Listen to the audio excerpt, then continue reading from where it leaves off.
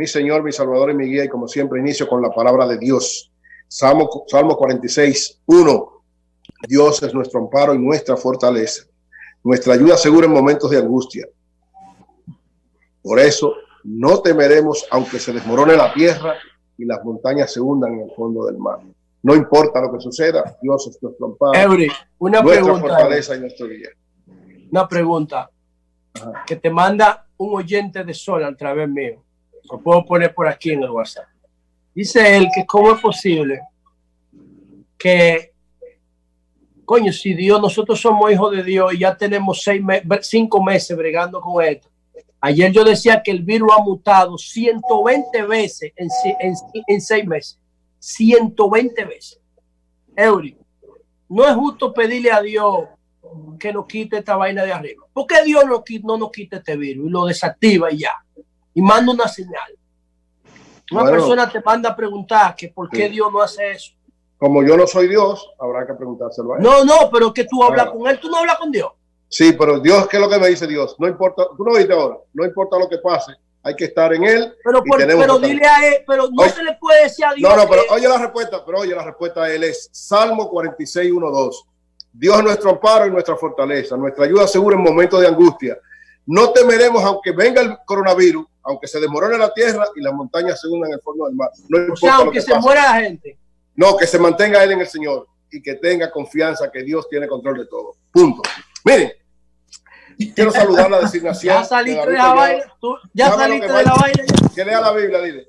Designación de David Collado como ministro de Turismo, yo creo que es una buena decisión.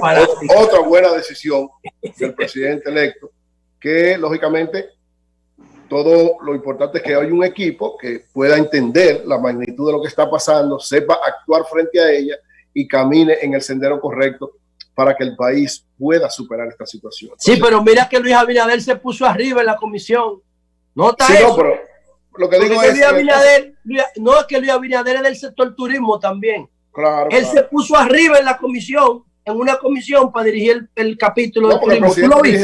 El presidente dirige todo. Lo que yo digo, David Collado. Pero eso lo dice ahí.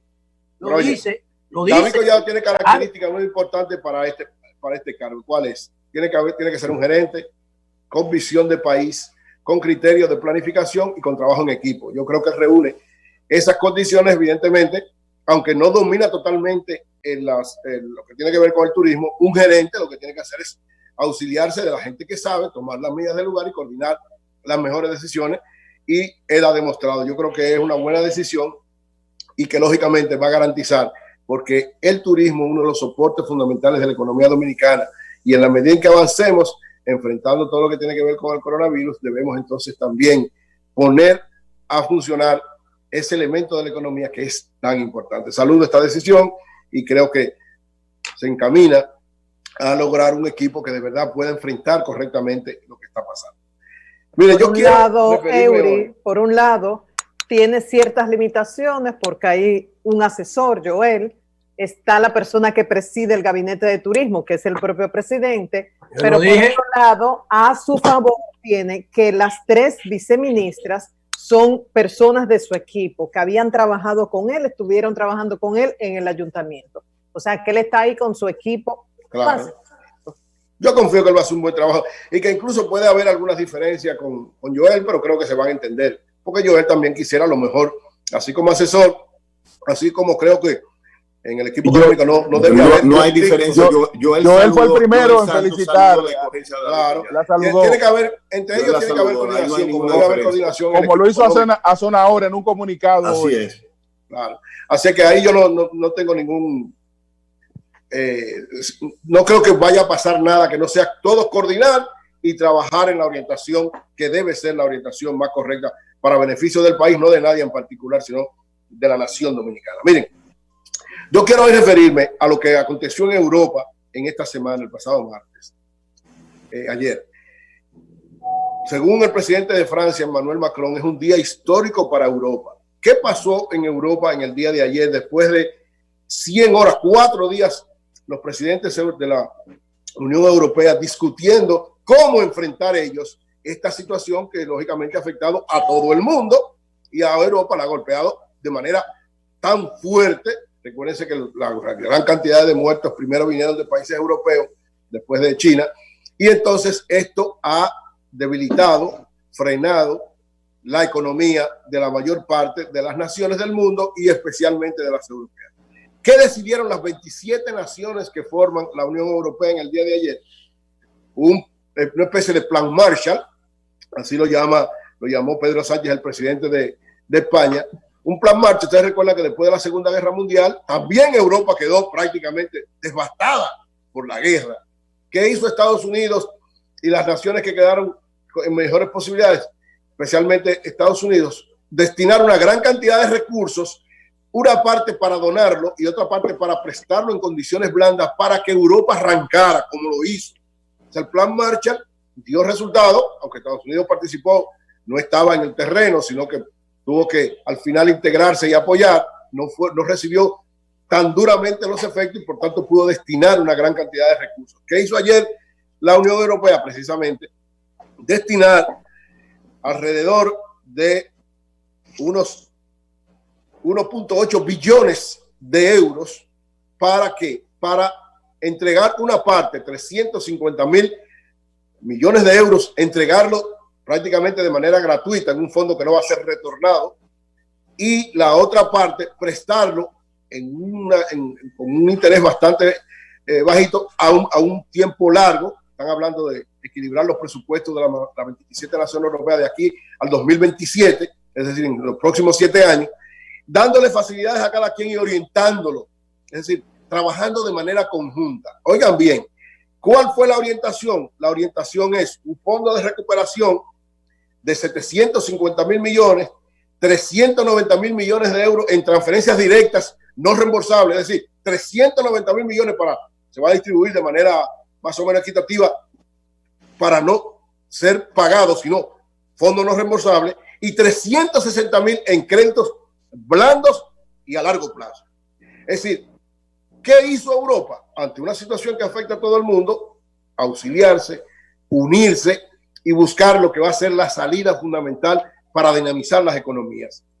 Decía la canciller de Alemania, Angela Merkel, que para ellos es una situación especial y había que abrir ese camino, que era el único que estaba posible para todos en conjunto, porque nadie de manera particular lo iba a poder resolver si no contaba con los demás. ¿Cuánto involucra ese financiamiento? ¿Cuánto dinero? El financiamiento son 1.8 billones de euros. 750.000 millones en un primer momento para lo que es la distribución global en los 7 años. De inmediato, 390.000 millones en transferencia directa, o sea, dice no reembolsable, es decir, que le van a dar a cada uno de los países de manera inmediata, no como préstamo, sino como donación, y 350.000 en préstamos a largo plazo y en condiciones bastante suaves. ¿Qué significa 1.7? 1.8 billones. Oigan este dato. ¿Tú sabes cuánto vale Amazon hoy en el mercado de capitales? Amazon. ¿Cuánto? 1.5 billones de dólares. O sea, Amazon vale lo que... No, pero espérate, esto es 1.8 billones de euros, que deben ser como 1. Casi 2 billones. Casi 2 billones. Entonces, pero te lo decía porque el plan Marshall, que es el inicio de la Guerra Fría, no llegó a 15.000 millones de dólares porque la Unión Soviética se salió. Claro, era de ese tiempo. No llegó a 15. Muy significativo en ese tiempo. En ese tiempo el dólar era dólar oro. Sí, pero eso se actualiza. Eso se actualiza. Pero fue un gran aporte y logró que Europa empezara nuevamente y se convirtió en una nueva potencia, que es lo que suponemos que va a pasar ahora. Europa Central, porque acuérdate que Europa del Este no participó. Bueno, la Europa fundamental, los 27. Y los nórdicos no fueron afectados por la guerra, Europa Central. No, pero están las 27 naciones, todas van a apoyar, las 27 naciones que forman la Unión Europea. Ahora, la distribución va a ser en función de quienes sean más afectados. Y un criterio, una discusión que muestra que son estadistas, la visión como estadistas y la necesidad de la reciprocidad. ¿Por qué le doy valoración a esto? Le doy valoración a esto porque evidentemente, yo ayer comentaba lo que decía la directora del Fondo Monetario Internacional y en el día de ayer también el Banco Interamericano de Desarrollo, su representante para Panamá y Centroamérica, donde está incluida la República Dominicana, o sea, Centroamérica, México, República Dominicana y Haití, dijo que el Banco Interamericano de Desarrollo va a destinar el 27% de sus recursos, que se traducen en 3.340 millones de dólares, para auxiliar esas 4 áreas que ellos representan: Centroamérica, México, República Dominicana y Haití. 3.340 millones de dólares que van a ir a ser prestados con una actitud, ¿verdad?, de largo plazo y a intereses bastante blandos, para que estas economías puedan empezar a moverse, a revitalizarse. ¿Por qué? Porque para nosotros salir de esta situación, todos los países tienen esa misma orientación y nosotros no podemos obviarla. Vamos a tener que auxiliarnos de un gran endeudamiento que se compondrá de bonos internos, es decir, los sectores más importantes que puedan de alguna manera prestar internamente, los bonos soberanos, que son recursos que vamos a buscar en los organismos multilaterales, sobre todo Fondo Monetario, Banco Mundial y Banco Interamericano de Desarrollo, y la ayuda y cooperación internacional, sea bilateral o sea de donación, de las economías que son las más fuertes, en el caso de Estados Unidos, probablemente en el caso de China, y en parte podría ser con Europa. Es decir, esa es la orientación más correcta para poder enfrentar esta situación. Es decir, el prurito que teníamos del endeudamiento tiene que romperse ahora, porque evidentemente nadie puede generar recursos tan rápido ahora si no es a través del endeudamiento y de la donación de la cooperación. Como ustedes vieron, Europa, ¿qué hizo? Primero donó, le va a donar a sus naciones 350 mil millones de euros donados. Es decir, ese es un fondo no reembolsable, se llama. Es decir, ¿cuáles son los que más necesitan? Si lo necesita España, si necesita Italia, si necesita Francia, inmediatamente para arriba, le va esta parte inmediata para que empiecen a funcionar. Y luego 350 mil más en condiciones blandas a largo plazo, para que puedan entonces ir equilibrando en los años sucesivos. República Dominicana va en esa misma orientación.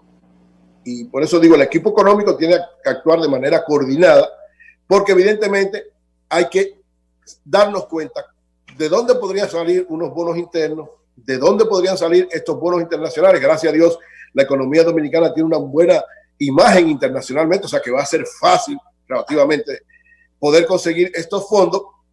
Y lo otro es, y ahí sí yo digo que el gobierno tiene que saber manejarse con claridad en ese aspecto, porque tanto Estados Unidos como China Estados Unidos es nuestro principal socio comercial y también ha destinado internamente una gran ayuda a sus personas, y es casi seguro que va a destinar una cantidad también para los países aliados, igual que China.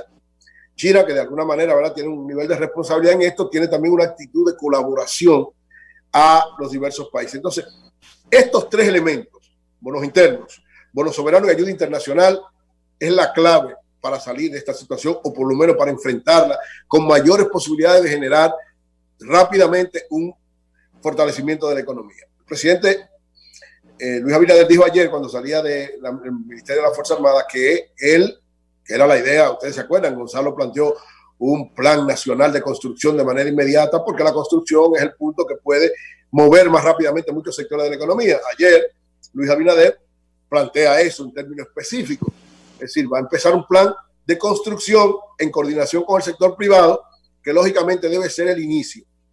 Hay que tener mucho cuidado con eso, pero hay que tener decisión para hacerlo. Cuando digo mucho cuidado, es porque evidentemente tiene que ser un plan claro, bien dirigido, bien orientado, para que no se convierta a final de cuentas en un obstáculo y no en un beneficio. Entonces, el equipo de Luis Abinader, aunque no ha presentado todavía ideas en torno a eso, evidentemente que a la hora que vayan a asumir tendrán las ideas claras y ojalá puedan plantear algunas para uno de alguna manera conocerla y poder dar su opinión. Pero lo cierto es que los organismos internacionales, los 3 organismos internacionales fundamentales de préstamo, Fondo Monetario, Banco Mundial y Banco Interamericano de Desarrollo, han hablado de que tienen disponibles recursos importantes para esta primera etapa de dinamización de la economía. Ese es un elemento, yo decía, se vinculaba a lo que pasó con la ratificación del gobernador del Banco Central.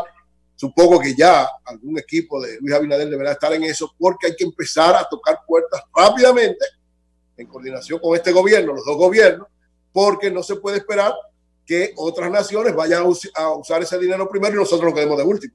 Así que este es el momento el equipo económico de Luis Abinader, en coordinación con el equipo económico del presidente Medina, gracias a Dios el elemento Valdés Albizu se queda común entre los dos, tienen que empezar rápidamente a tocar puertas, a crear condiciones para conseguir ese auxilio inmediato.